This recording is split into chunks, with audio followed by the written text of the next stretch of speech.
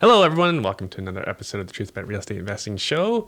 My name's Erwins, and I'm having a question. I ask this pretty often: is how much cash flow or net worth do you need to retire? I personally have no idea. I have some ideas, but I found everyone's answer is different. We have a couple of guests that are coming up on the show who are semi-retiring with as little as $3,000 to $5,000 per month, but they do live more frugal lifestyles.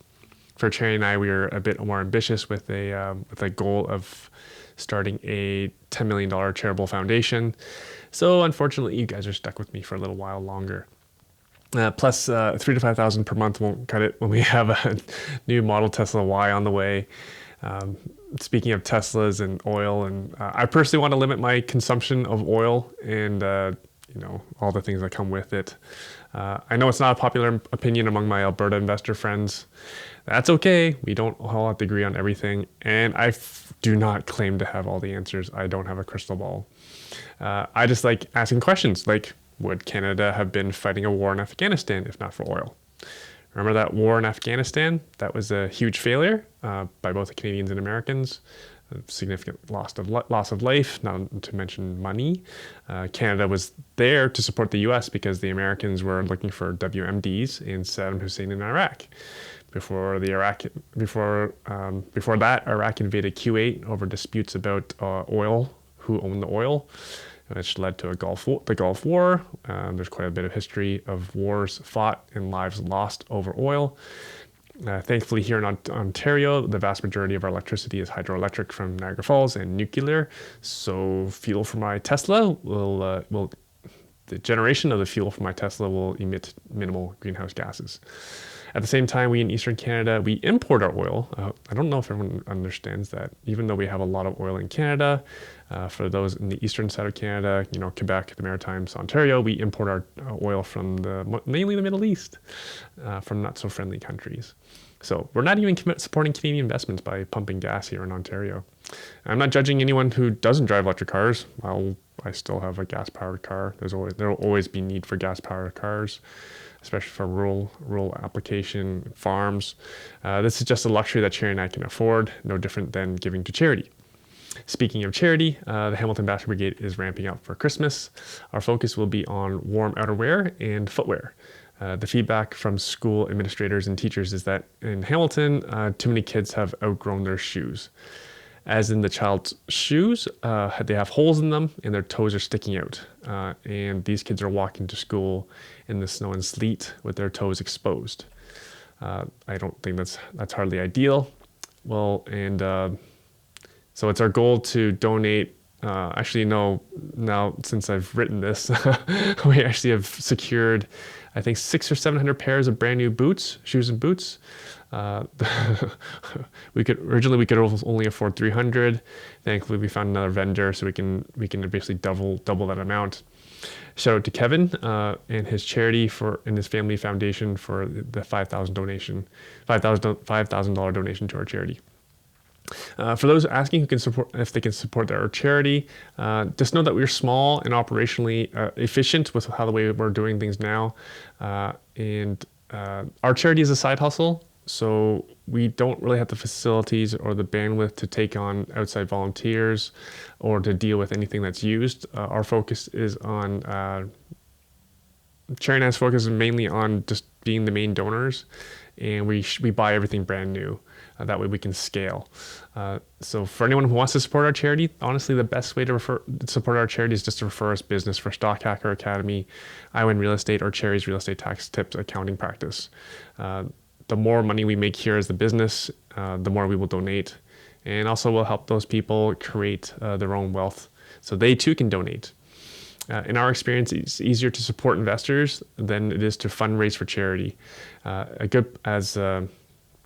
As good a place to start would be to share this podcast with people you know, or to let them know we have free training events on real estate investing, and you can find that at www.investortraining.ca. Speaking of investors, we have some super successful real estate investors with us today in Stuart and Denise MacPherson. They're self-described Zoomers, as in they're boomers with a lot of zip. When you hear about their journey as real estate investors, you'll know how much zip they have. If you've met them, if you just spoke to them without seeing them, you would be surprised how old they are. They started with limited resources. They actually started at the retirement age, including Stuart having to ask his dad for money for a down payment on his home. Understand Stuart was well over 50 years old at this time. They've become experts at borrowing and lending RSP mortgages. Now they're even giving away houses and developing land. They're building multifamily housing. All in just around 10 years time. Again, they started in their 50s. Denise and Stuart are here today to share how they did it all after losing much of their savings in the financial credit crisis of 2007 and 8. We get detailed on the ins and outs of RSP mortgages and how much numbers are different for investing that they're working on. And they're old friends of mine who've been super supportive of both the Ottawa and in general the Ottawa real estate community. So needless to say, this is a pretty good show. Please enjoy.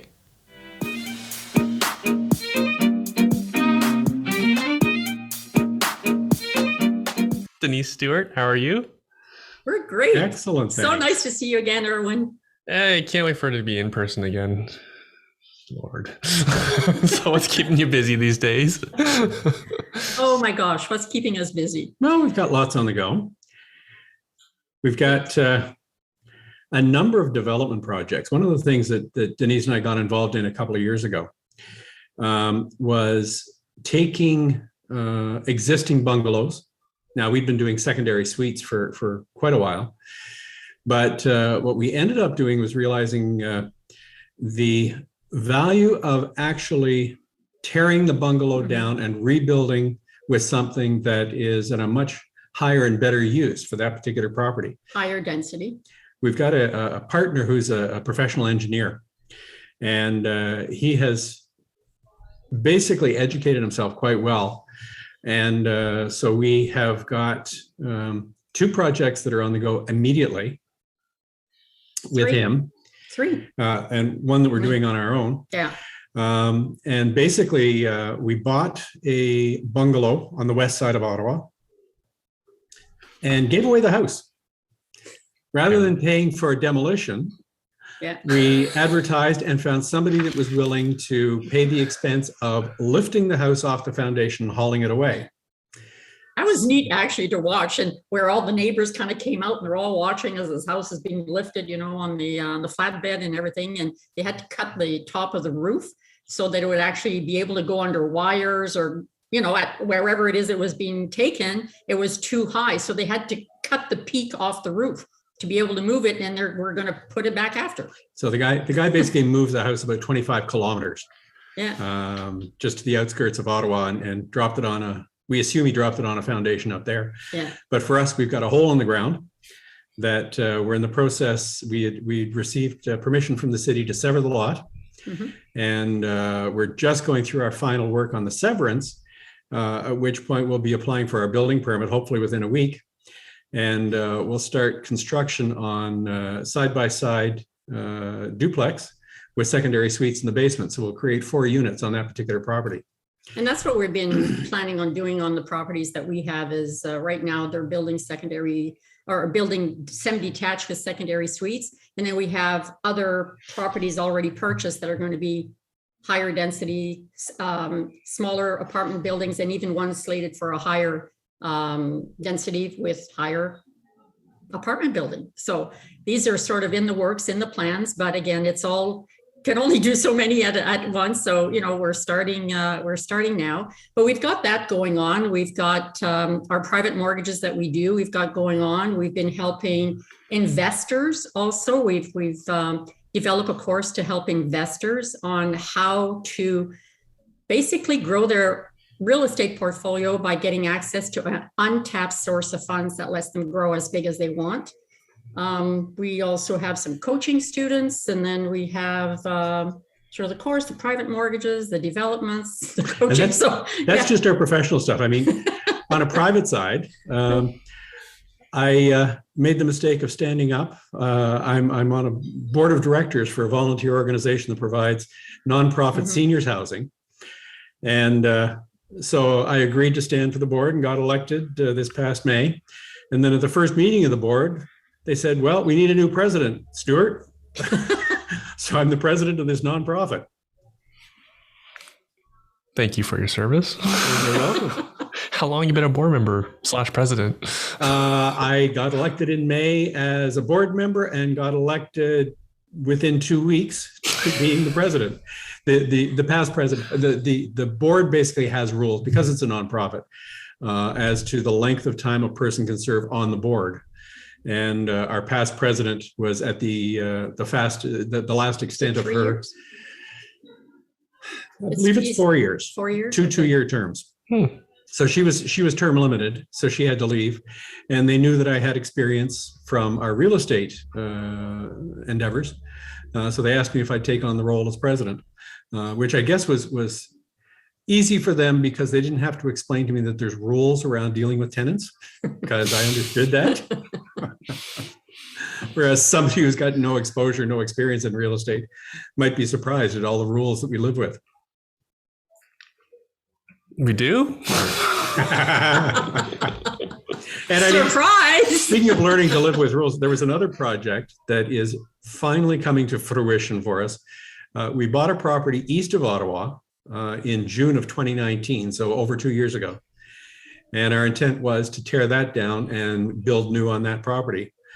And we ran into some challenges going forward to get our application into the city for a zoning bylaw amendment, as well as a severance. And a minor variance. So and 3 things. We finally got through the planning committee, who did not approve us. But then it went to city council, who did approve us. But the reason they didn't approve, we have to say, is they had a contingency of neighbors that showed up at the meeting. And oh my gosh, they went on for, I don't know, almost an hour as to all the reasons why they shouldn't, and nothing having to do with the actual planning of the lot. It was more like, oh my gosh, there's going to be too much traffic on the street, and oh, it's going to be so horrible and dangerous for the kids. And we're going like, why? But you know, these were the types of stuff they were kind of bringing up. But enough that there was one counselor that says, no, I don't want it. I think the street is too narrow and I don't want this. And the others were not voting because they were going to vote yes. And they went silent. You know, when you're in a meeting and all of a sudden, even the committee is not even talking to each other and it's just pure silence. And then all of a sudden they start whispering amongst each other and you go, what is going on? And finally they said, okay, no, we're not going through. And then one of the counselors from there had a little chat with us afterwards and says, you know what? You lost this fight, but you will win the war because you're right in your rights to be able to do what you want to do. But it was just a long process. So once we got city council to approve us, we had to go through an appeal period. And certainly one of the neighbors decided to appeal. So we learned all about the what used to be called the Local Planning Appeals Tribunal. I think it's now called Ontario Land Appeals.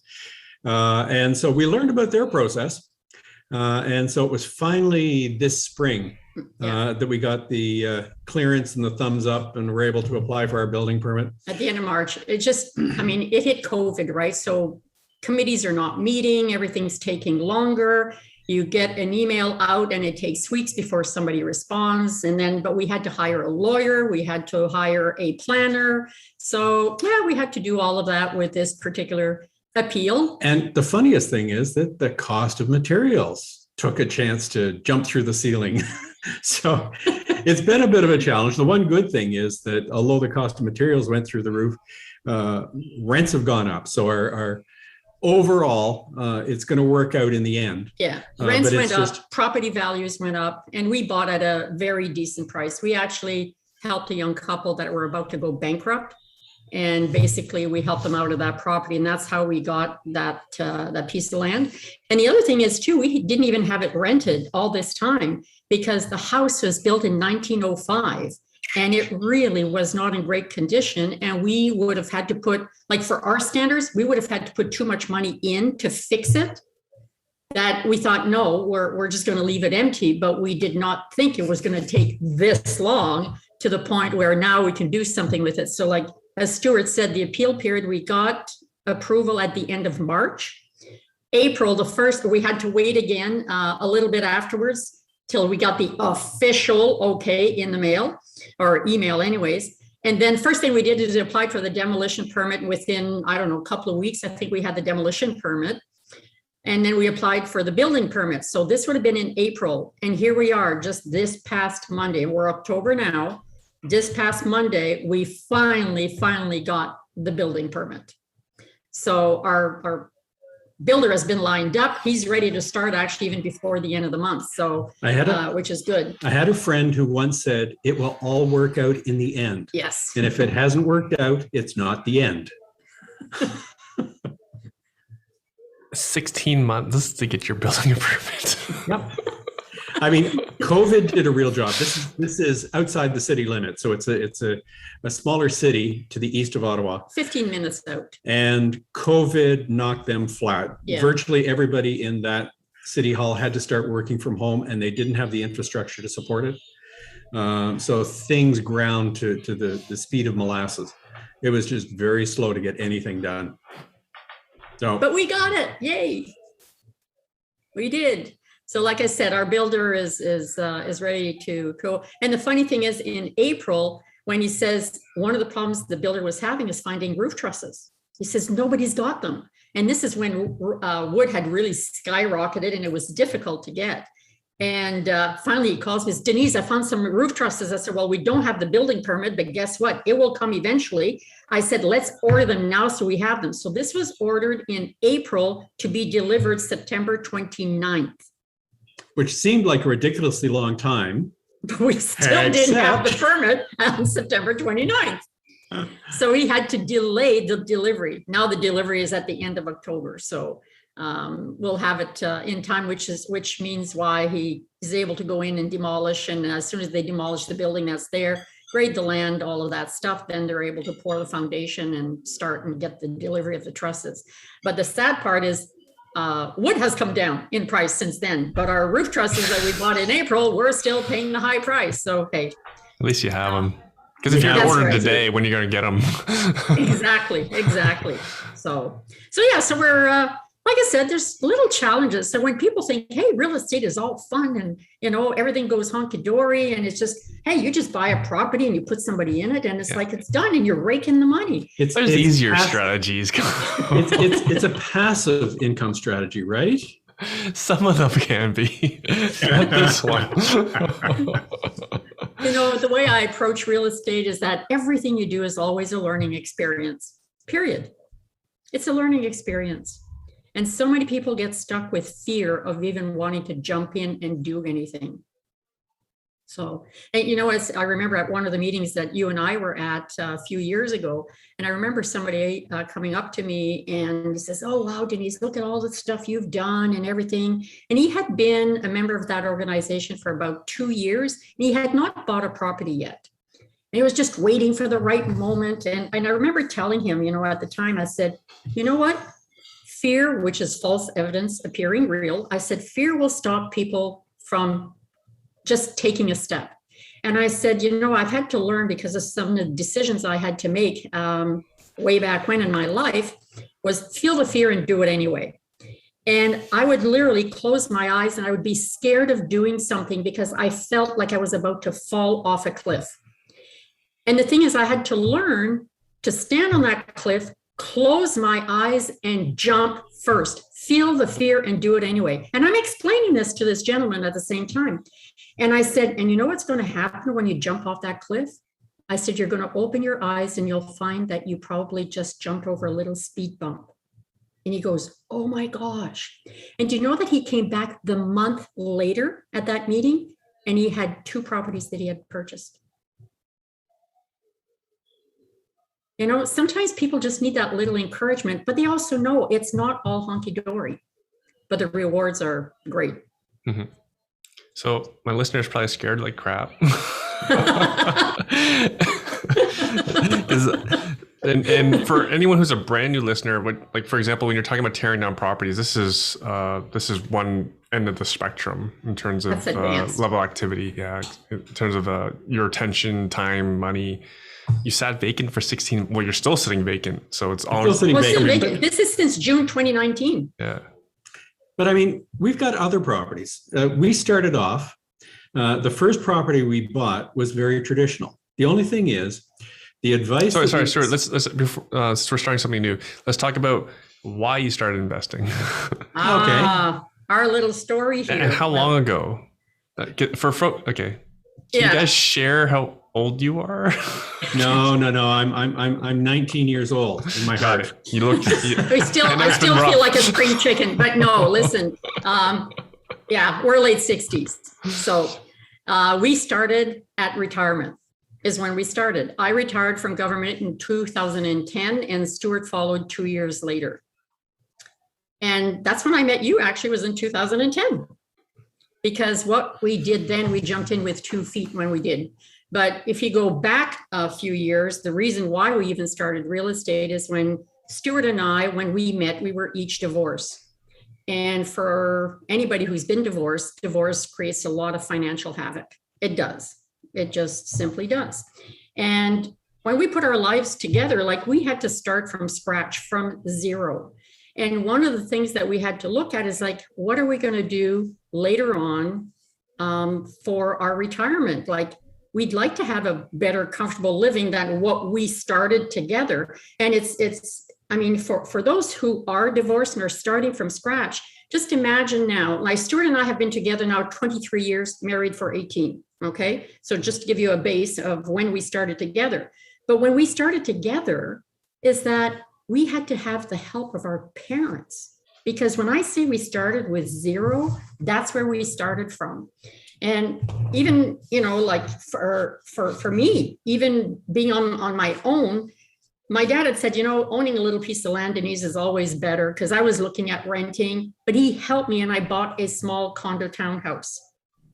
And for those of you around Toronto area, you're going to die when I tell you what my condo fees were. They were $31 a month. That's what my condo fees were. But even at that, my dad helped me. Now look around to Stuart, and his dad helped him to buy a house. I mean, I'd come through a divorce. After 17 years of marriage, I had a net worth of $5,000. And I was feeling really, really poor about that until I went into the office one day and I was about to complain. And I was talking to somebody who was in a similar position to me, who'd just gone through a divorce, and he was $20,000 in debt. So I learned to keep my mouth shut. But I had older teenagers, and I had agreed with my ex-wife that I would provide a home for them. So when I went looking for a house, my $5,000 wasn't going to buy very much. So I ended up actually getting a loan from my dad so that I can make a down payment on the house. We're still living in that house, as a matter of fact. So basically what happened was, when Denise and I decided to get together, she said to me, why don't we keep my condo? It was a condo townhouse. She says, why don't we keep it and rent it out? And my immediate reaction is, are you nuts? I don't want to deal with tenants and plugged toilets. He literally said that. I know it's a cliche, but that is what Stuart said at the time. So 20 years later, well, maybe it wasn't 20 years, a number of years later, we decided to get involved in real estate because we knew we had to do something other than just our day jobs. And I look back afterwards and I think, wow, if we had kept that condo, it would be all paid off right now, nicely cash flowing, but lesson learned. Yeah. So, I mean, we courted for 4 years before we even got together. So I wasn't ready to jump out of one fry pan into another. So I made him wait. So he courted me for 4 years before we got together. And like I said, we each had a place. So I sold mine and we got together, and then looking at how are we going to plan our future. But we were working 60 to 80 hours a week. And we just, I don't know, we do things with passion when we get into it. And we rose through the organization, the government organization we were in, and we were just super busy. And at one point we thought, what are we going to do? Because we looked at our retirement savings, and we've been through the dot-com bust, we've been through the financial crisis. But also, I remember at one point looking at my mutual funds and where I was at one point, it took 8 years where I recouped and was back at where I was 8 years ago. That's where my mutual funds were now. And I thought, there's got to be a better way. So we actually had looked at there was something happening here in Ottawa. There were like a business symposium, and we had listened to various things. And one guy came in from the States, and he was talking about real estate. And I said, oh, you know what? Maybe that's what we need to do. Well, it's a good thing. We bought in, but it's a good thing they have that, what do you call that? 10-day cooling down period. The cooling down periods after 3 days. And I said, we're working 60 to 80 hours. Like, when are we going to have time to do this? So we canceled. So again, over the years, and then just listening and hearing, and then we thought, you know what? This is, I think, what we need to do. So when I retired is the day we started real estate investing, which was January 29th, 2010. That's when I retired from government, and that's when we started. And I had started just a few months before taking real estate courses because we had jumped in to buy stocks at some point, got caught in the hype of the .com era, and we lost everything. Well, actually, no, on one stock, it wasn't everything, because on one stock, that was a $10,000 stock. I got $18.34 out of it. That's what was left at the end of my 10,000. So we thought, you know what, we're not going to do anything until we educate ourselves. And this is why we started taking real estate courses, so that we knew what we were doing. We were not going to jump in again without understanding what we were getting into. And that was probably, to me, this is a big lesson for everybody. Get educated. Like, we hear of too many people, right, having problems. They jump in because everybody tells them the real estate is the thing to do. But if they don't know what they're doing, they can lose their shirt. So we didn't want to lose our shirt. We had already done that before. So we wanted to grow into a comfortable retirement. So we got into real estate, and we jumped in with 2 feet. And for us, one of the courses that we attended, we were just chatting amongst investors, and I heard the words RSP mortgage. Nobody else heard it. I couldn't even tell who had said it as I looked around. And it was enough to tweak my interest to try to find out what that was all about, because I was about to leave government, and what the government did then, they don't now, but they gave you a severance pay. So you got so much per every week that you had been with them, or not every week, every year that you had been with them, they paid you a certain amount. And so it wasn't enough? It wasn't enough for retirement? Because people say, work for the government, get a pension, you're set. Well, the thing is, I worked 20 years for the government because my past, I come from a teaching background, and I've also had a business before, and then lived overseas in the Caribbean, and then came back to Canada. And I thought, do I go back to teaching my business? I went back to teaching for a while, and I thought, no. And then I actually applied for the government more on a dare than anything. And it's a good thing they didn't hire me. It took about 9 months before they hired me. Otherwise, because they'd say, oh, come on in, we'll do an interview. And I'd look at the calendar and said, no, I'm traveling that day. And I would just say no, because I wasn't looking for a job. But then I guess by that time, let's give this a try. And they hired me temporarily. And I thought, I can do anything temporarily. And it was supposed to be for 6 months, but that 6 months turned into 20 years. So I had a career with government. Stuart was 31 years. Yeah. I mean, basically. So sorry, where are the big fat pensions? Well, if you stay with the government for a full career, the way that the pension is calculated, or at least it was when we worked, was 2% of your salary per year. So for Denise, she worked 20 years, so she gets 40% of her last pay. I worked 31 years, so I get 61% or 62% of my last pay.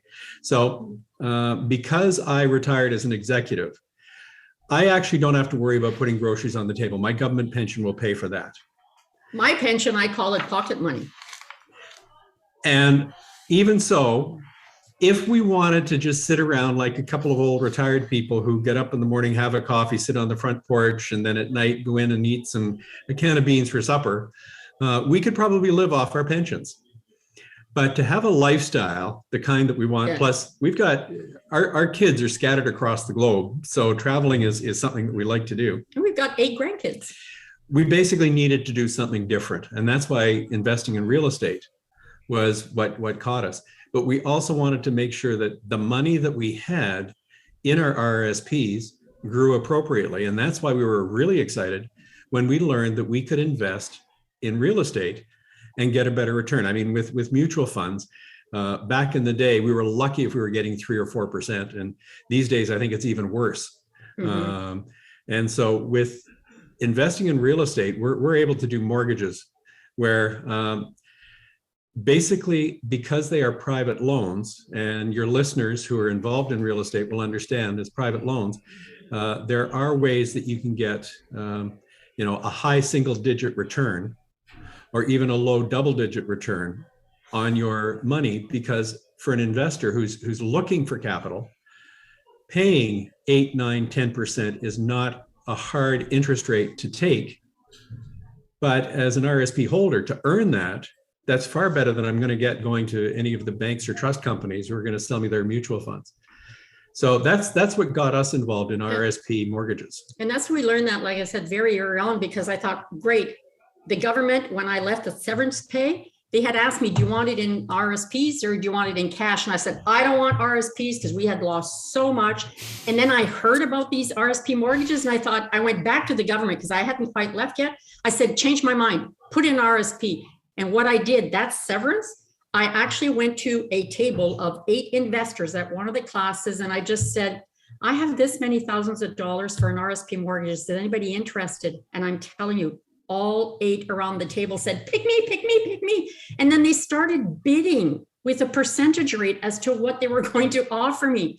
Did I know what I was doing at the time? No. And then somebody hit a number, I said, and it got quiet. I said, sold. And I ended up investing on a 3-year rent to own at that time with my RSPs. And I thought, this is great. I'll recoup some of my losses. But like I said, finally, the light bulb went on and I thought, these are all borrowers. Why can we not be borrowers?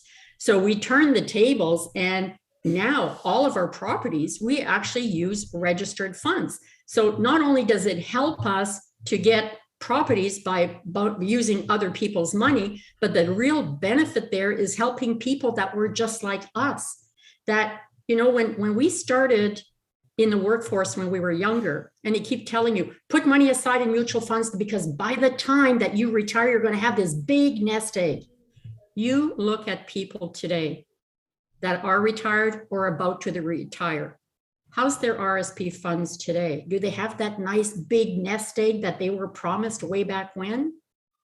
No, it's not there. It just has never materialized.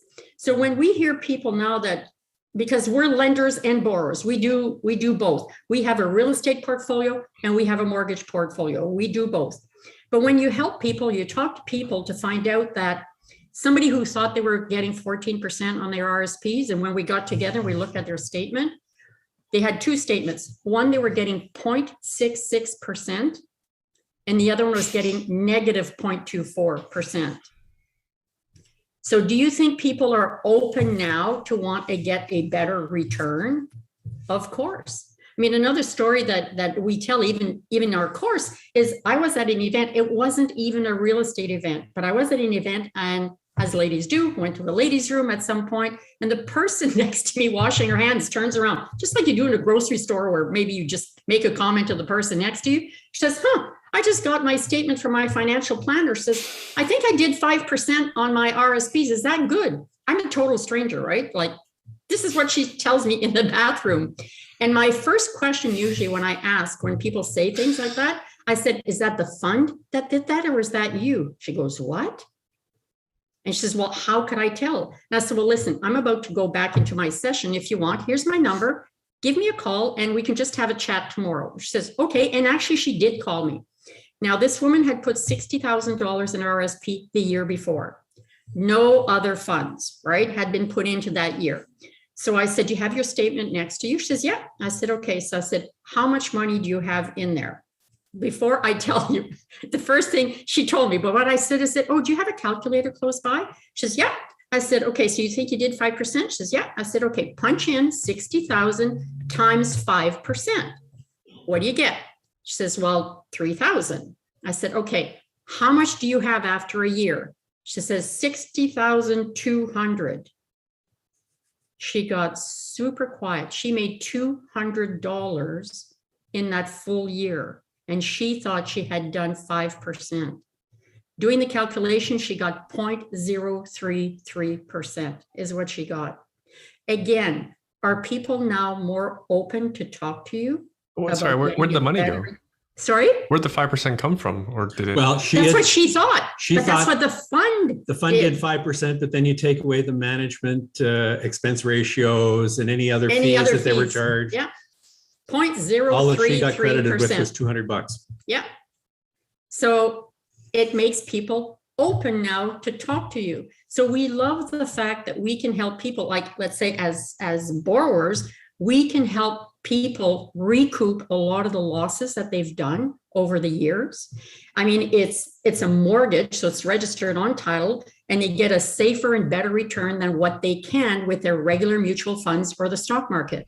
Because the average person, unlike what you do, you know, with stocks and that, the average person doesn't understand that.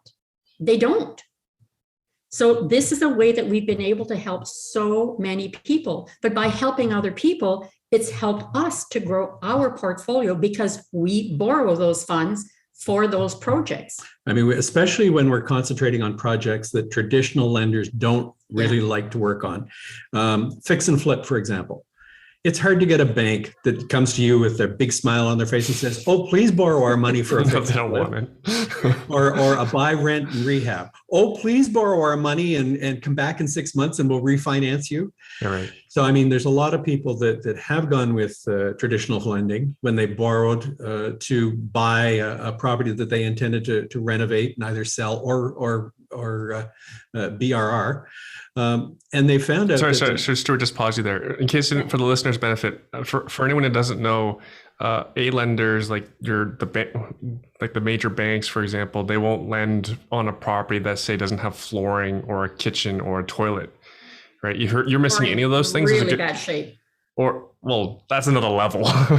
You're missing a toilet, like. It's an afternoon and trip to Lowe's, right? And that's enough for a bank not to lend, right? Rough state, that's a whole nother level of not lending. Sorry, proceed. The advantage of using a private lender, especially somebody who's got registered funds that they're looking for a better return on, means that we can buy these properties, we can renovate them. If it's our intent to fix and flip, then we put it up for sale. If it's in our intent to buy, renovate, rent, and refinance, then that's the BRRRR strategy that I mentioned earlier. Basically, once it's all in nice, pretty shape, then we go to the bank and they send in their appraiser who comes out and says, "It's got toilets, it's got kitchen cabinets. It's what beautiful. A lovely place. We'd be glad to finance that." So it's a way for us to expand our portfolio without banging our head against the brick wall of traditional financing. Because you can usually do these mortgages without having to worry about the banks, without worrying how many other mortgages you have, because it's all done with private money. But like I said, at the refinance stage, which is great because now, because you bought the time that it makes sense to use private funds, these private registered funds, cash works in there too. And a lot of times you can get a combination of that to get the amount that you need. But when you're buying low enough, but as long as you're bringing up the value, that's the important part, because you would not use private funds to buy at full market rates and not have to do anything with it because the interest rate is too high for that. But as a real estate investor, when you know you're borrowing this money and it's shorter term, it gives you the time to do all the renovations necessary to bring up that value so that when either you sell or refinance, you're going off a higher amount because now you've got money to pay back the investor, pay back all of the interest, and still make a profit. And if it's a refinance, you're going for a traditional mortgage, a lot of times you're able to pull back the money you put in because the value increased so much. And like we've done so many strategies across the years since 2010, and just about every strategy we've done, we've been able to use registered funds. So for people that are starting brand new, you start with the easier strategy. I mean, you learn. And for us, one of the things that I found when we first bought a property, and I still have one property that just hangs over my head, you know, that you say, that one there learned me, I learned so much from that property. We didn't buy it. And the reason why is I did not know enough then. But you got to start someplace. And when I look at what the potential could have been with that property, and I remember thinking at the time, I said, I'll never be put in this position again. I'm going to learn other strategies. So I'd learn a strategy, we'd put it into practice. We'd learn another strategy, we'd put it into practice, so that now when we buy a property, it's like a smorgasbord. Which strategy works for this property? Now we're at the point where we're doing development, but that's not where we started. Now we're talking now that we're almost 12 years in, which is different now. That's not where people start. But we started like just the buy, rent, and hold, and trying to bring up the value. That's where we started, like everybody else. That's what we did. But it's just nice to know that you can learn, apply. Taking action is so key as you learn. If you're just a learner and don't apply anything, what are you doing? Okay, so let's explain private lending with an example. Say you're buying a house for $400,000, in the Actually, you tell me, how much do you think for the renovation? Well, there's one property that we bought, I'm going to say 4.5 years ago, here in Ottawa. At the time, the average selling price in Ottawa was a little over $400,000. This was a 1950s bungalow that had some renovations done to it in the 1970s. It was being sold through an estate sale. We bought it for about $350K.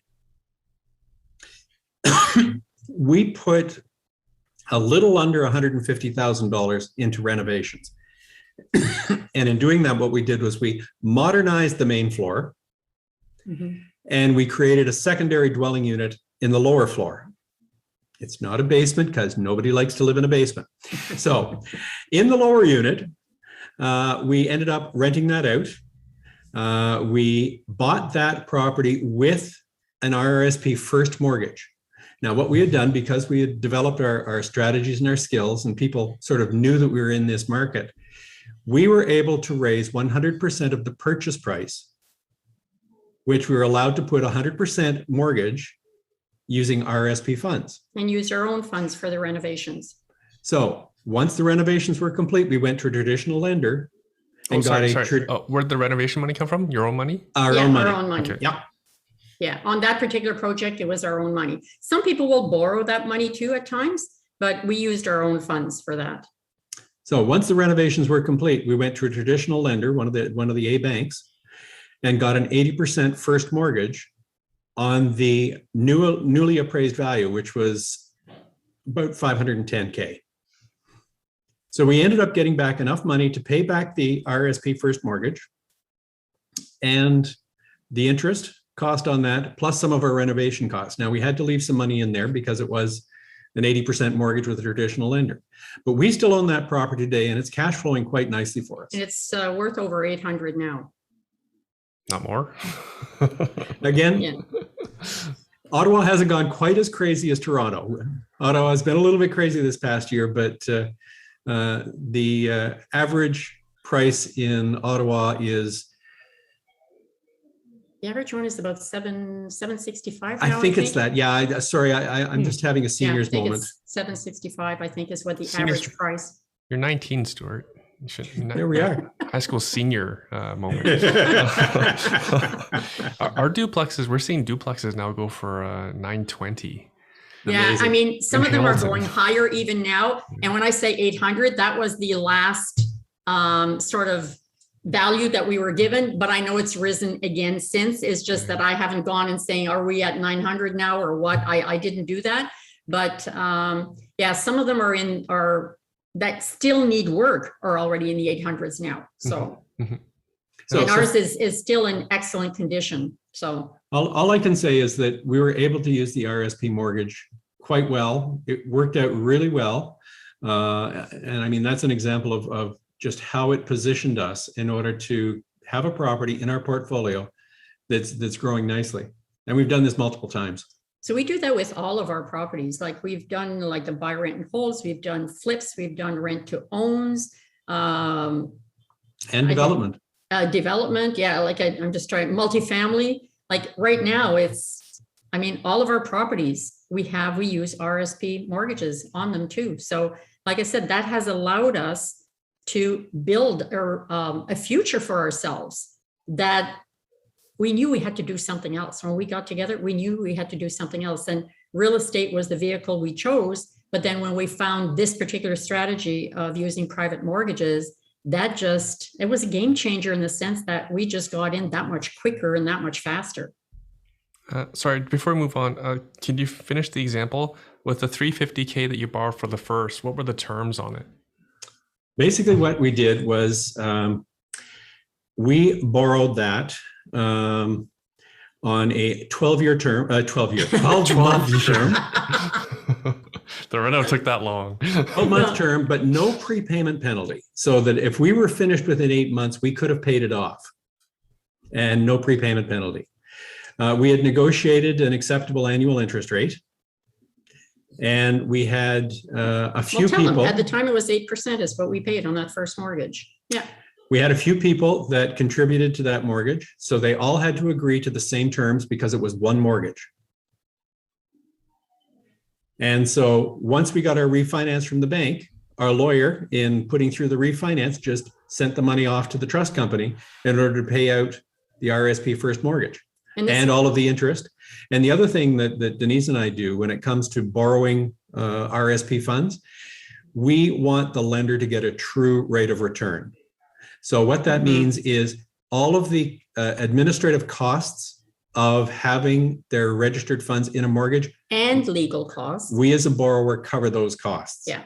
So when they're told they get 8%, they get 8%. I mean, we deal a lot with Olympia Trust out of Calgary, and Olympia Trust has an administrative fee to set up the mortgage, an administrative fee to pay out the mortgage, and a small monthly fee. Well, as the borrowers, we cover all those fees so that our lenders get a true rate of return, which makes our lenders happy, which is why they keep coming back. When we finish a project, they're generally looking at us saying, okay, when's the next project? Yeah. So we've got people that have done several mortgages with us because that's all they want to do is once they're out of a mortgage, they just want to get on the next one. And even personally, from our point of view, from us lending our money out, all we've seen is our RSP accounts grow. And we don't deal with the ups and downs of the stock market and the mutual funds. It just grows. We use the same strategy with our tax-free savings accounts. Yeah. So again, when we talk about RSP mortgages, we're really talking about all registered funds. It doesn't matter if it's a LIRA, a RIF, a LIF, an RESP. The whole alphabet soup. There's enough money in an RESP to do this?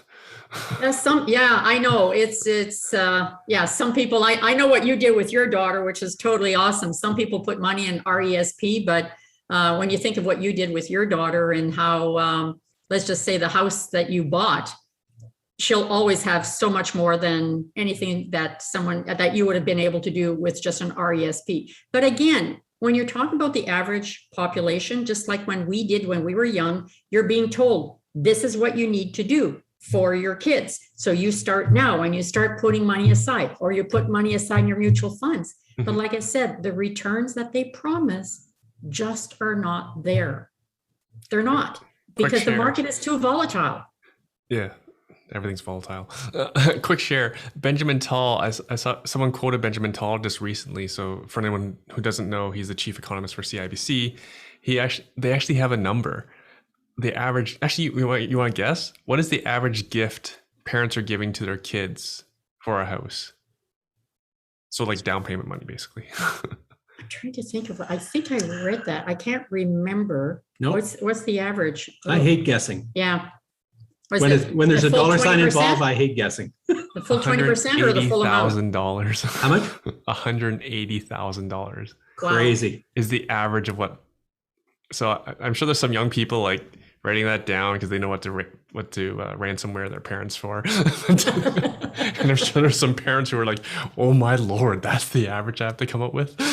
Yeah. Well, actually, the other thing that we'll sometimes talk about, there's a neat hack that we learned where parents are gifting their children money for a down payment, especially if it's in the early part of the calendar year and the children have our RSP room available. If you take the money and put it into an RSP for your kids for 90 days before the kids need it to actually close on the property, under the Canada Revenue Agency's home buyers plan, first time home buyers plan, the kids can not only get a deduction on their taxes for the deposit into the RSP, but they can borrow up to $35,000 each out of their RSPs to use for purchasing a first-time home. And they've got 15 years to pay that money back into their RSP. And if they don't make an annual payment, then they pay income tax on that year's payment. So it's actually a way to get an immediate tax deduction that you can then add to the amount of money you're putting into your house when you buy it. It's a great little hack. I'd love the hack. And then you go house hack after. That's it, exactly. You sweep the basement, rent out rooms and stuff, or Airbnb it, whatever. Yeah. And that's why with us being able to do that, we've had so many people, like we've spoken on stages and stuff like that about this strategy, because it's been very fruitful for us. And like I said, we love the fact that we're helping other people grow their retirement as well. But then now we're helping other investors do the same. No, I think it's funny because like years ago, everyone was always talking about like joint ventures and going 50-50, right? This is better for the investor. And this is the crazy part, is a lot of those investors who did the 50-50 and like Mike Rosehart, for example, was quite transparent about it. He did 40-60. He gave up 60% of the deal and did all the work. And then some things went sideways, like tenants did damage to the property. There was no cash flow. And then the investor was upset, even though they got 60% of the equity gains, which were massive. They were upset. Yeah, well, that's always difficult, right? As an investor, when they get with a JV partner and the JV partner feels they should be getting a bigger part of it because they're bringing the money in, but they do not understand the value, the expertise that the real estate investor brings to the table.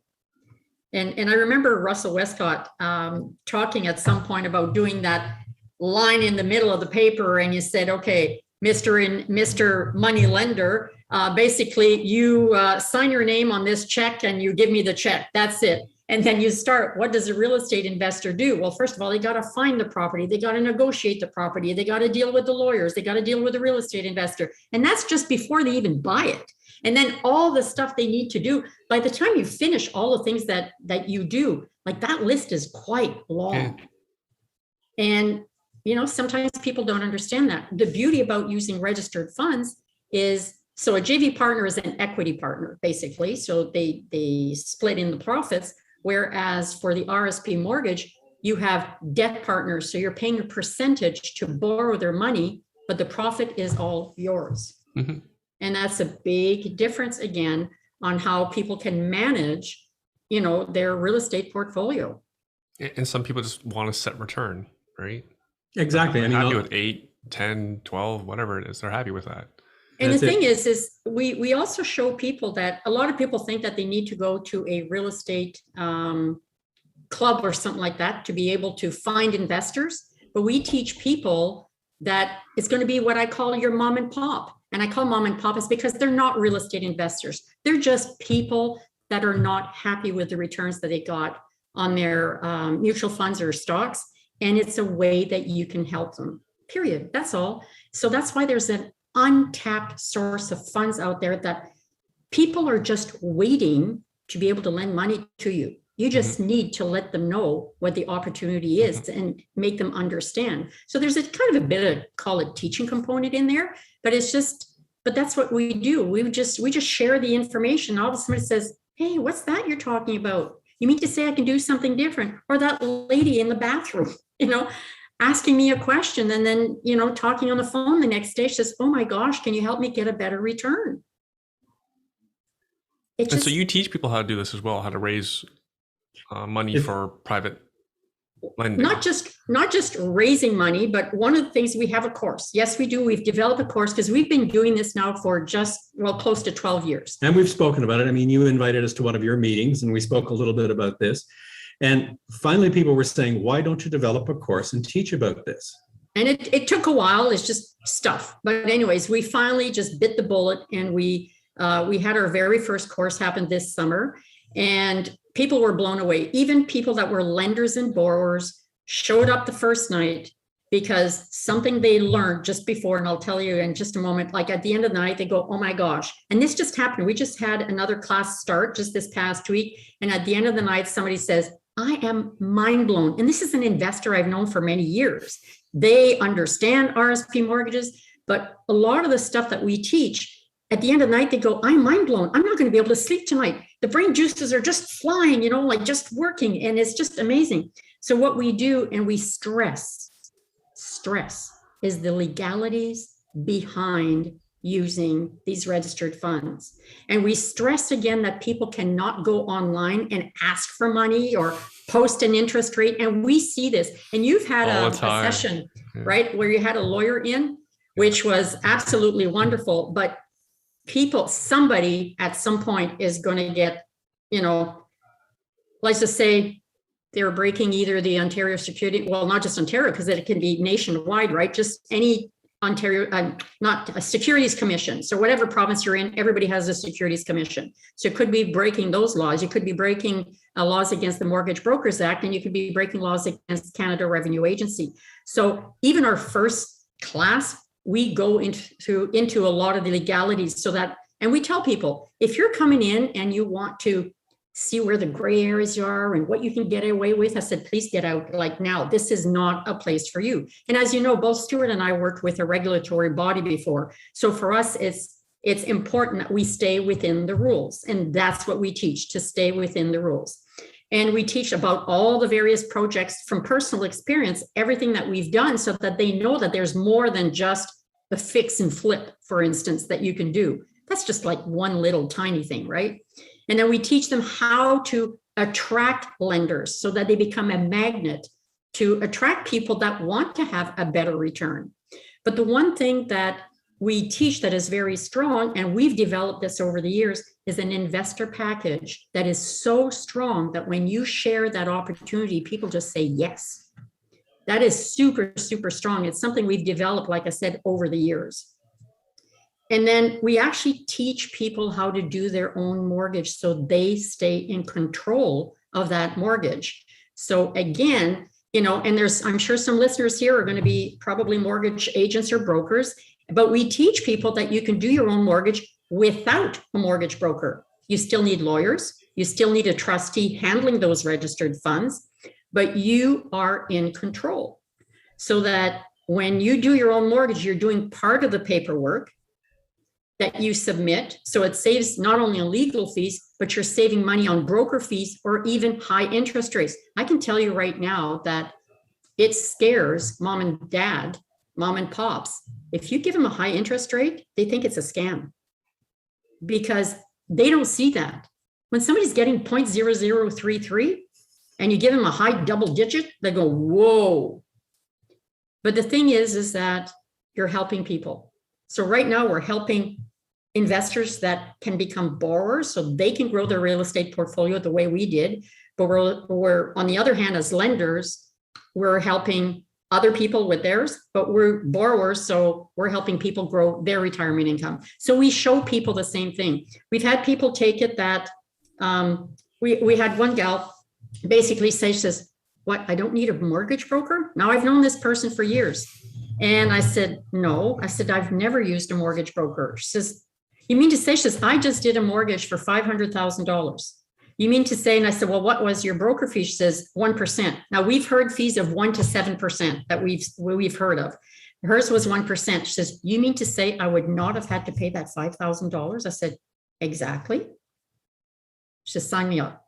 and that's why she came in, because she says, I'm already borrowing and lending, because she didn't think she'd learn anything else. And just throughout the whole thing, like she was just mind blown with a lot of the stuff that we shared, that we taught and stuff like that, which is wonderful because we're enjoying, teaching people, and teaching is part of my background too. And the fact that people are very receptive, people are mind blown, people are learning, and that's great, because they can do this. Doesn't matter how many mortgages they have. They don't have to deal with the bank rules. They don't have to pay the high fees or the broker fees. Now, brokers have their place. Don't get me wrong. We use brokers too, right? When we refinance and all that stuff, our initial purchases are all done with registered funds. So we have not gone to a mortgage broker to borrow private money to do any of our deals. Quick question about the interest. Are you paying monthly? You paying the back end? We pay the back end, actually. One of the nice things is it Yeah. depends a lot on the lenders, but what we explain to them, especially if we're doing major renovations to a property, so we have no income coming, we ask them if they don't mind waiting for a balloon payment at the end. So instead of making monthly payments and having to worry about cash flow, we can hold all of our cash, put it into the renovations, finish the project quicker, and get them a return. Now, we have had occasions where somebody was, for example, instead of using registered funds, they decided to borrow from a home equity line of credit, and they had monthly payments. But not on the same mortgage, because we can't have that. No, that exactly. way. So on that particular mortgage, we negotiated a slightly lower interest rate to account for the fact that our cash flow was going to have to be balanced to make monthly payments. And the lender was happy because there was still a delta between what they were paying the bank on their home equity line of credit and what we were paying them to borrow their money. And so they were making a nice little extra amount. And in this particular case, it was a retired couple. So this actually added to their monthly income. Mm-hmm. So they were, yeah. They were happy because otherwise the equity was just sitting in their house doing nothing. So that's another way where funds can come from. And that was not registered funds, that was cash. And they had enough in there for it to be sort of its own mortgage, as opposed to some of the other mortgages and where we may have 2 or 3 people on the same mortgage. But the idea is when you're using registered funds, it's not like cash, it's not like tangible where it's sitting there in your hands where you could spend it today if you want, right? You can't do that because those monies that are in registered funds are either tax deferred or tax-free, like a TFSA is tax-free, but the others are tax deferred. So CRA has many rules regarding that. And that's why it has to be with a trustee that will allow these arm's length mortgages. And we show people how to do that, but they will administer those funds. But now that if you're borrowing them, that little bit that would go back in monthly stays there doing nothing because there's no interest being paid. So it's just as easy to have the investor have use of that money, and then it gets just paid as a big balloon payment at the end. And people have been quite happy with that. And when is your next course is in January, you said? Yeah, we have one that just started this week, as a matter of fact, and it's for 6 weeks. In mid-October, yeah. This may not come out for 3 weeks, so. Well, there you go. So yeah. Like, we've got a course that started. There's one week left, folks. Sign up. We've got a course that started mid-October, and it runs for 6 weeks, so it's going to take us into late November. So yes, the next one will be January. We'll take December off, and we'll probably start again in early January. And where can people find details? Probably the easiest way would be to send us an email. Oh boy, you're gonna drop your email. Actually get them through Facebook. Yeah. You know what? So right now, because we don't have if the course is not being offered right now, our page is not up. So that's why we need, and plus we're going to tweak some things. Every time we offer it, we tweak a few little things, right? So best way to get a hold of us is probably through our Facebook page. And it's just called Denise and Stuart, and Stuart being Stuart. So that's our Facebook page, and people can, message us through there. And we use Facebook as well as Instagram under the same name, Denise and Stuart. No spaces. Yeah. And that's on Instagram? You guys are 19 after all. Well, we're old. You're experts. Sorry, what was that, Erwin? You are 19 after all, so you guys are masters of Instagram. Oh, goodness, no. We're actually just new users at Instagram, but it will get better. It's like anything else, right? We're busy enough and we're not spending all our time on social media, but we do get messages through like Facebook Messenger and things like that, and we'll answer those. So that's probably the best place for people to get a hold of us. Fabulous. And then listeners, I'll have this in the show notes as well. I'll link everything. So then if you're driving, don't stop to write this down. Yeah, that's right. And or don't grab a pen and write it on your forehead or your child's forehead. Because the other thing that they'll see probably on our Facebook page, and something that we've been doing for, maybe 9 years now, is we do real estate events per month. And the thing is, it first started because we live in Ottawa and we drive to Toronto to go to real estate meetings. And then the way it should be. Yeah. But we were the only ones in Ottawa doing that. So what we do is we'd come back and then we would share that knowledge here in Ottawa. So we used to do cash flow game nights and, just breakfast meetings and that. And then when COVID hit, well, we can't do cash flow online. There is a game online, but it's not the same as playing in person. But we've opened up networking. So every fourth Monday of the month, we do networking, and it's open to all levels of real estate investors, because we like newbies as well as seasoned, because we help each other out. So every fourth Monday of the month, that's what we do. It's coming up.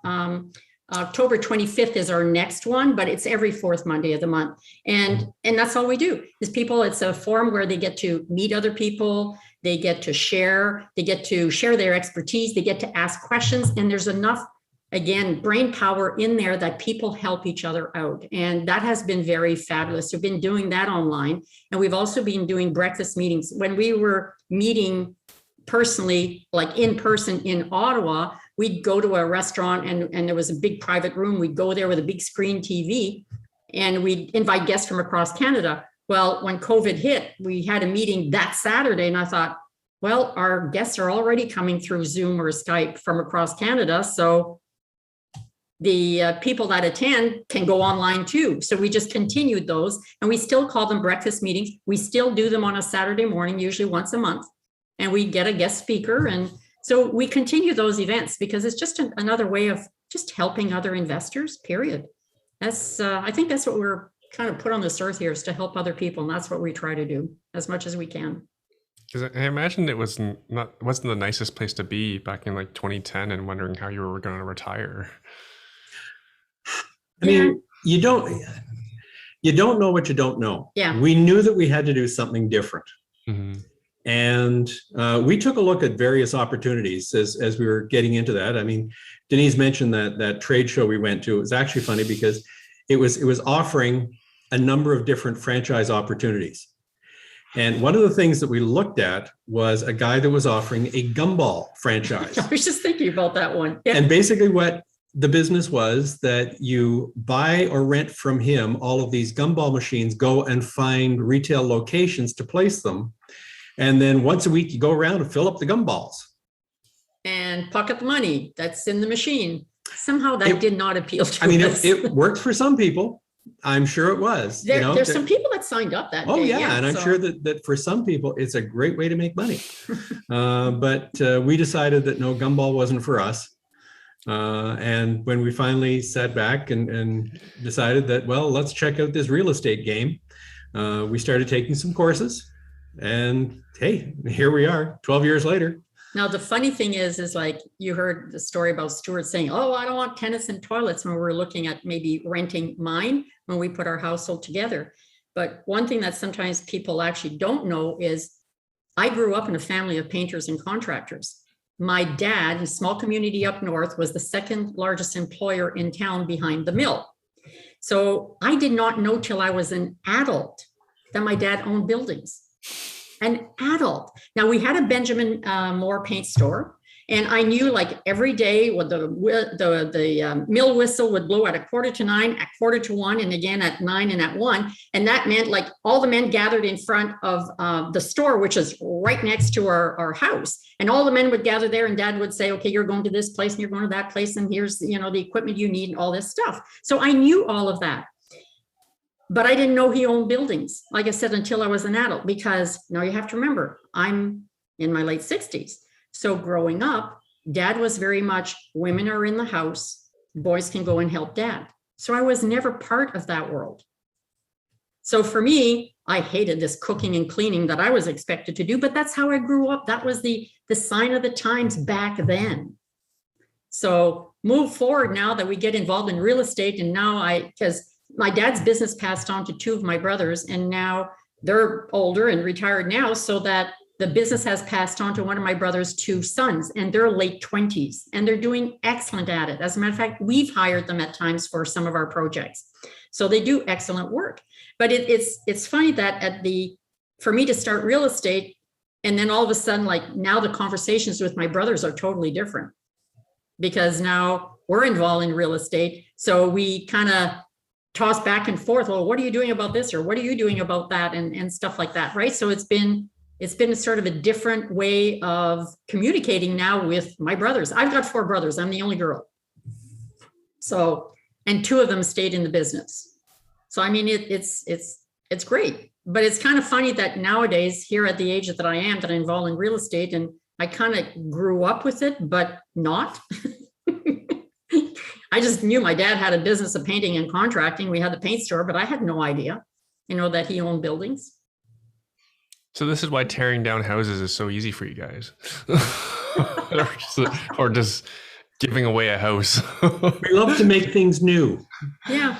And we like the fact that we like to get more than one rent under a roof, which is why these first buildings that we're doing are semi-detached with secondary dwelling units. So what used to be a bungalow or a single family home is now going to become 4 units.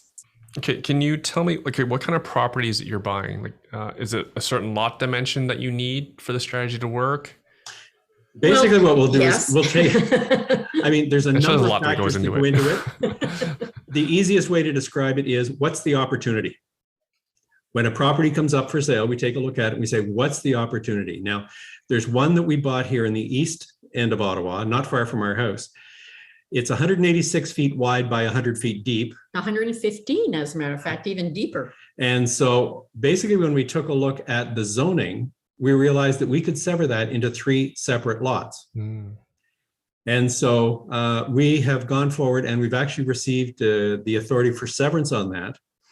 The challenge is that the existing bungalow, which is in fairly good shape, it has a secondary dwelling unit on it. It straddles what would be the line between 2 of the lots. Like 2/3 of the property. So we originally applied to do the severance into 3 lots, but the city came back to us on the day it was going to committee and said, well, by the way, in order to grant the severance, you have to tear down the place. And we thought, well, we're not quite ready to tear down that bungalow yet. Because we haven't notified the tenants yet. One third of the lot is empty, and that's the third of the lot that we wanted to build on. So we changed our severance so that we severed off a third of it. We're going to build a semi-detached on that starting this winter.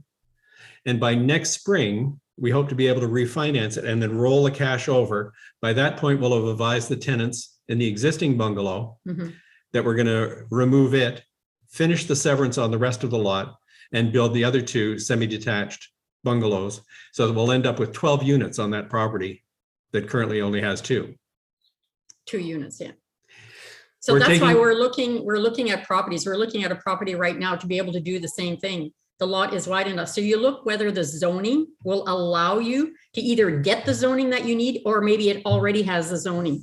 Like this one property that we already own, we were waiting for the Ottawa official plan to come out because we had initially thought of building 2 semi-detached with secondary dwelling units on it. But with the new official plan supposed to come in, we may be allowed to put a 9-story building there. So we postponed building that one.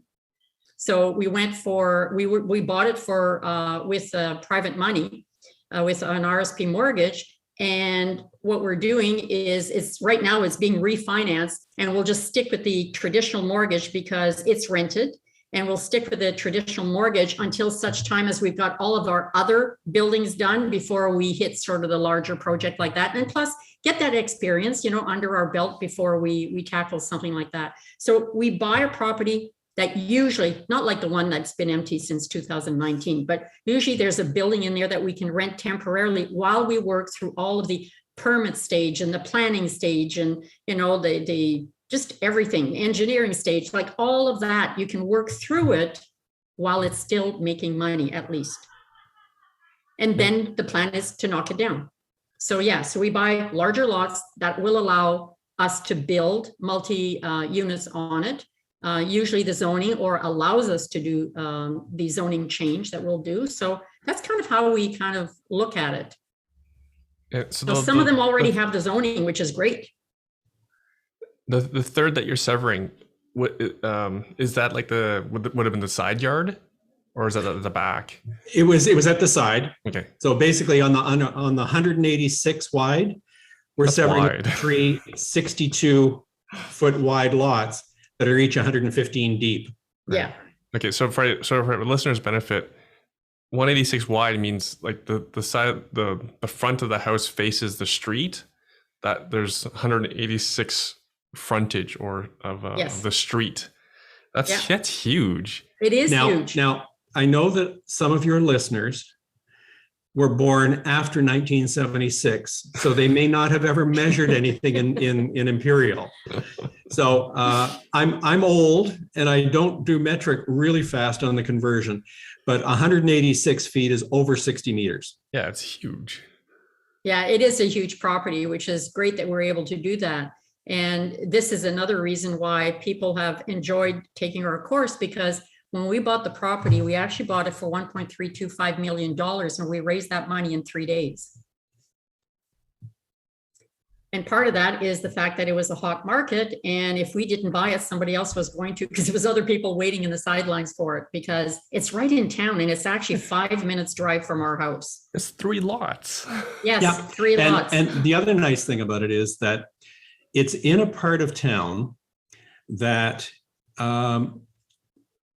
there has been a lot of growth over the last 30 years, but there's some pockets within that neighborhood, just walking distance from our property, that were not developed, that were originally a little bit rural or rural suburban. For example, there's one property that had 3 single-family homes on it that the permits have been issued to develop a 90-unit apartment building. This is across the street from what used to be a farmer's field and a golf driving range that is currently being developed by a major developer with a complete subdivision going in there and plans for apartment buildings. And it's directly across the street from a shopping center that includes Walmart and lots of other big box stores. So, I mean, it's a great, great location. Mm-hmm. Mm-hmm. We're really pleased with it. Fabulous. Can you share some of the budgets? So, for example, the house that you're going to build, how much would that cost? It's going to cost us just over $1 million. Yeah, it's just going to cost us over $1 million to build. And I mean, so this is just one house. That's for 4 units.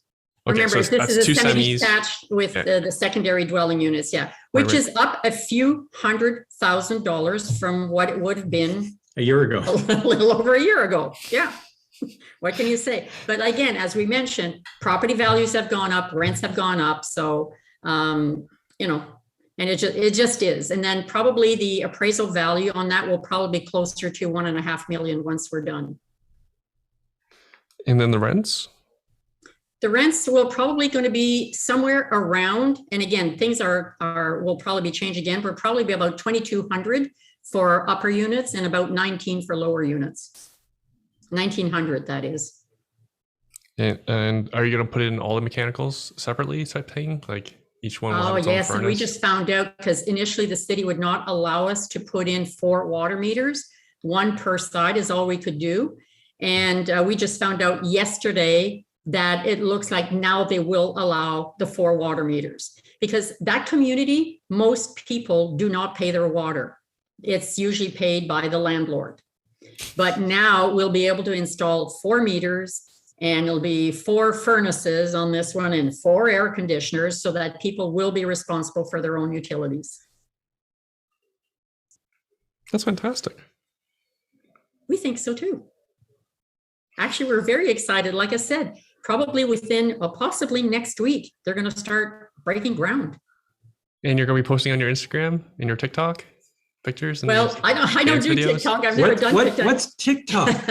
You're 19. You should be teaching me. Snapchat. So yeah, we'll be posting pictures. That's something we like to do. You know, like, so I take lots of pictures. I just have to remember to post them. That's all. But yes, we plan on doing that, because this is exciting for us to get into sort of this development, especially when this one here took so long to actually even start. Sorry, this was the one that the people were trying to block. The neighbors were trying to block. Yes. Yeah.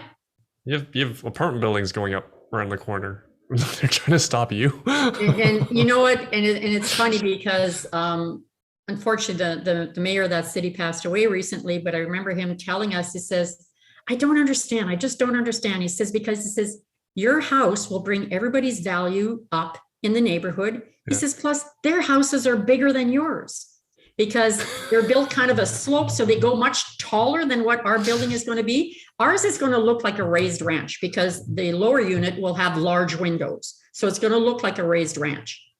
but it's still going to be 4 units. And he kept shaking his head. He said, I don't understand. I thought, well, Yeah.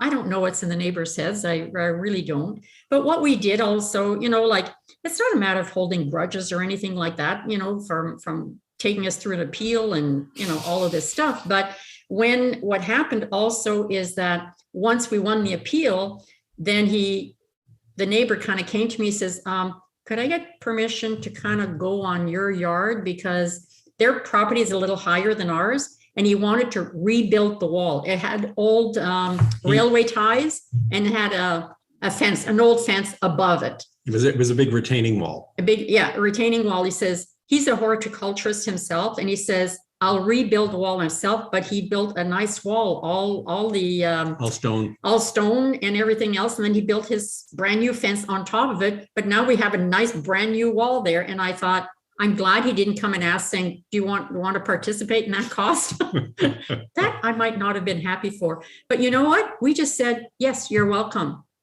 And if you want to put a bin there so that you can throw all those ties away, put them on our property. He says, you'll let me do that?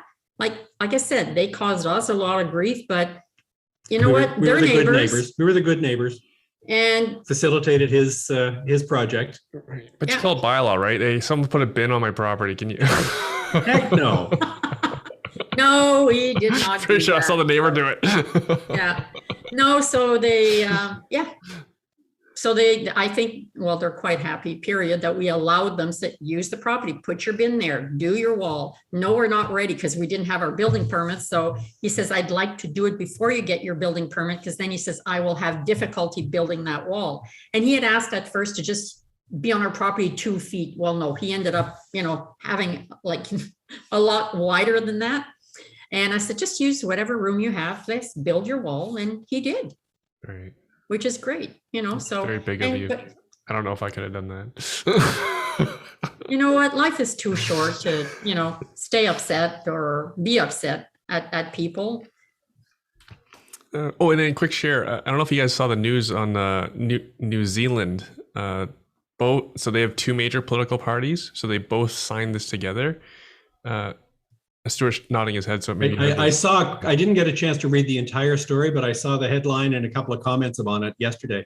Yeah. So basically what the federal government, as I understand it, New Zealand, has passed legislation basically removing restrictions that municipalities might impose on infrastructure intensification.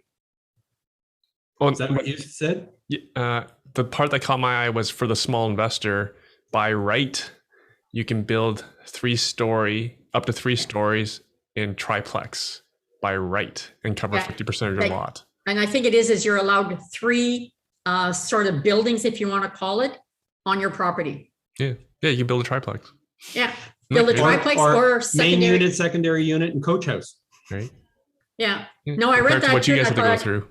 Yeah, and that's what the article I think said that they were hoping that Ontario would kind of follow that rule too, because although like for us in Ontario here, and I guess it's the same. Is it a Canadian program where they're allowed to build secondary dwelling units, but they allow each municipality to kind of put in some of their own bylaws? Yeah, it's Ontario. It's Ontario only? Yeah. Okay. So other provinces must have something similar, but although it's a provincial mandate, they've given it to the local authorities to kind of put in those bylaws. And that's where some of the issues are coming out now with some of those cities. Nobody wants it. I mean, I'm hoping that the politicians, both provincial and municipal in Ontario, will be paying attention to this. I know that Toronto is facing a bit of a housing challenge. Ottawa is in crisis stage. The city council has admitted that there's a housing crisis. I saw somewhere that there are currently 2,000 families waiting for housing. And I mean, this is 2,000 families who don't have a place to live. Yeah. And you're trying to build housing. Well, we're trying to, and the municipality is not making life easy. Mm-hmm. Put the blame where it belongs, which is the neighbors. Well, yeah, exactly. Right. But I mean, even so, within the city of Ottawa, there was an interesting little scrum in a couple of months ago, where city staff had planned a change to the secondary unit bylaw to restrict the number of bedrooms that could be allowed in a secondary unit and to restrict the size of a secondary unit. That was going to make it virtually impossible. It was nobody would build a secondary dwelling unit under those rules because you couldn't rent it for the cost that it was going to make. And the cost of there was a number of us yeah. that appeared before the planning committee and put up enough of an argument that the chair of the planning committee basically told staff, take this off the agenda, go back and do the research, and I'll participate in all the meetings that you have with the investors. So that's going forward this fall. And the reason that had happened too is that at the last minute, somebody found out that they were going to talk about these new rules, bylaws for secondary dwelling units, but none of the investing community had even been approached for comments or anything. And it's like, whoa, what is going on? So that's why the last minute people scrambled and went to the meeting and, put forth their kind of opposition if you wanted, but it was enough to stall the process and for them to relook at it. Well, good luck to you guys, because we need more precedents set in Canada and Ontario. Yeah.